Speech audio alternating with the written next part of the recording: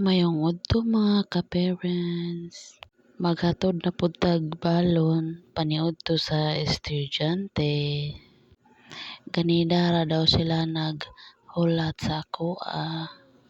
Kani si Dayan nakapack lunch kay naamay nag-birthday kanina sa iyang classmate. Ni Silong kay init daw kaayo. Si Kuya pod iya po kong sumbag-sumbag ambot og naunsa. Ihang gipangita ihang classmate kung asa na. Nawala man kay daghamang bata di dali makit-an. So dugay man naguna na lang mi kay init man kaayo maghulata pa. So naguna na lang mi og baktas kay para makapahulay na pud ko kay nagbaktas pud ba ako gikan sa balay pangon nganing eskwelahan nila.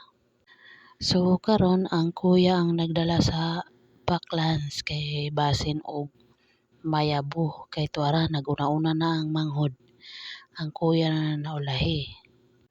Hapit na mi maabot sa amo ang area nga kan-anan kada udto mao ni amo ang area. Diri mi magbanig-banig og trapal para plastar ang ilang pagkaon.